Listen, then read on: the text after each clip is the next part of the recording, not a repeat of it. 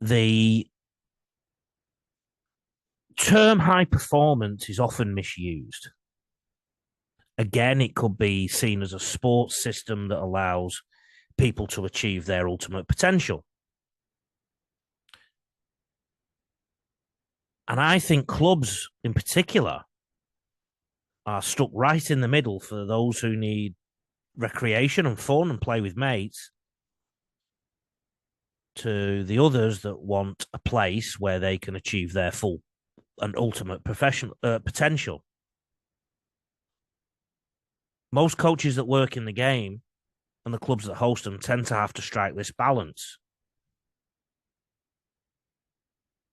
Coaches, how can you deal with this?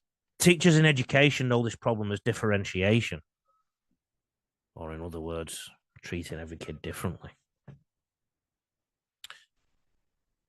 As a kid growing up in the north of England, I've said that a few times today, I wasn't a naturally talented player.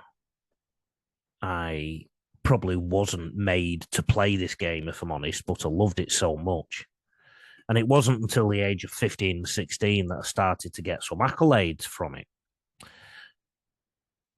I think that if I wasn't so keen on the game, I may have drifted away from it, and it wouldn't have played such a big part in my life. Sometimes I wish I was some of the politics and everything. I sometimes wish I played cricket instead.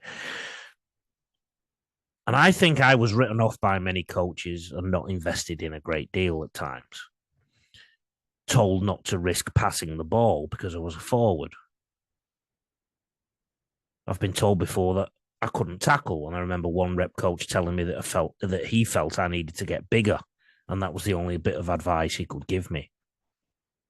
And don't get me wrong, I acted on these bits of advice and tried to prove everyone wrong and did achieve some good things in the game as a player. But needless to say, I'm not a fan of that kind of coaching where you get pigeonholed. I've always tried to do things differently, and I've tried to give everybody a chance. Because not everyone responds to the kind of coaching geared towards elite level football.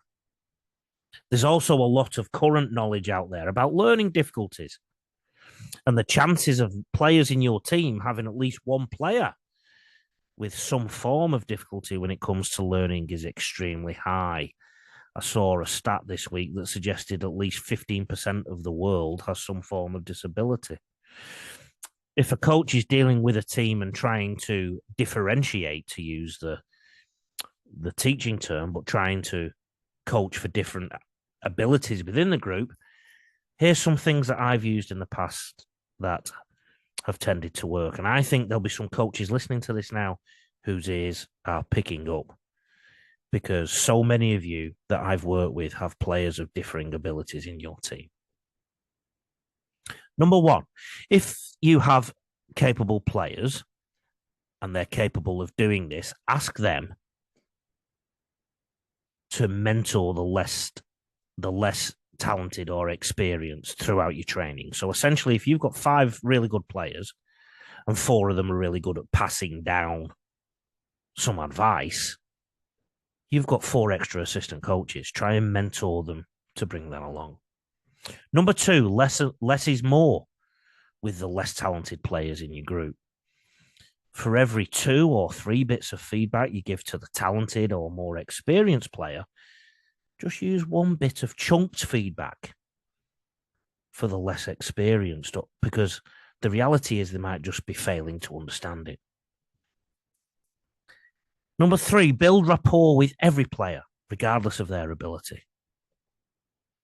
We all know coaches that seem to favour certain players and ignore others. Build rapport with all of them. If you're a listener to this podcast and you follow much of the advice, build rapport with every player in your team. Because most people just want to be acknowledged that they exist, if nothing else. Number 4, give more positive feedback than anything that can be construed as negative to the lesser talented players. Find and acknowledge what they can do rather than what they can't, more often than not.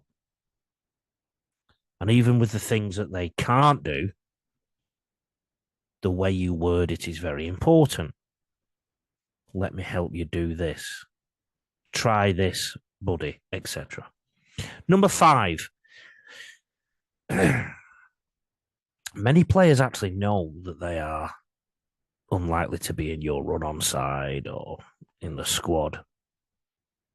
So take the time, take the chance to help them create a new goal, a new positive mindset around some more realistic goals. Number 6, remember your players just want to have fun, and that's adults and kids. So make your training fun.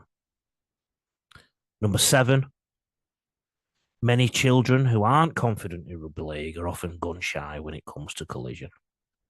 So approach this issue with understanding and care, and also liaise with the parents. Number 8, follow a whole part whole or whole part, progressive part whole model of coaching where you can. So I'll whiz through them quickly again. Number 1, more experienced players in your squad to help coach the less experienced. Number 2, less is more. Number 3, build rapport with everybody. Number 4, give more positive feedback than negative. Number 5, your players will know whether they're in or not. Change their goals. Number 6, make sure your players have fun. Number 7, many of the children are gun shy when it comes to collision. Approach this issue with understanding and care. Liaise with parents.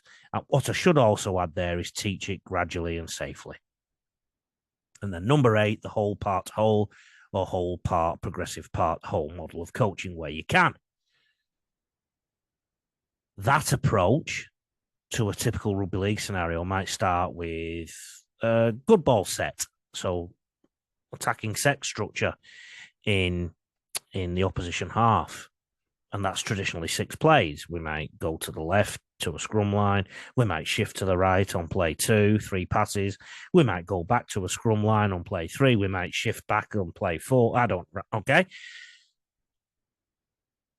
If I was teaching that, and I've done this 1,000 times, the first thing I do, say, lads or girls, this is how you want you to play. You go there, bang, bang, bang, and they do it. Some of the passes go everywhere. Some of the lines are run aren't great. Some of the depth isn't great. Some of the timing is way off. But I'm happy to let them taste where it is I want them to go. That's the whole. And then, if I need to, I can break it into part and then progressive part. So, for example, we're going to work on our lines of run around the ruck. So even the first carry works on a certain line, and so do every other line that is run, sorry. It might be I work on the 9, 6, and the 7 linking. Progressive part would go the first part, the left side, and then the middle join in to the left side to do their part, and then the right side join in to do their part. And you only add them when the previous unit of your team has done the right thing. And then you can do the whole again. So, in theory, the whole looks better because you've worked on lines of run, you've worked on grip, pass, catch, carry, you've worked on timing, you've worked on combinations in parts, in smaller chunks, in different drills. Whole part whole or whole progressive part and whole can work in one session, or it can work in a week or a month. And this really helps with players of lesser ability because they can picture the whole thing that you're trying to achieve. And they can picture their role within that right from the start. So that when you pull it back and you say, let's work on this section, they understand why. And then eventually at the end, hopefully when you've done those parts, either progressively or separately, they're better when they go back to the hole at the end.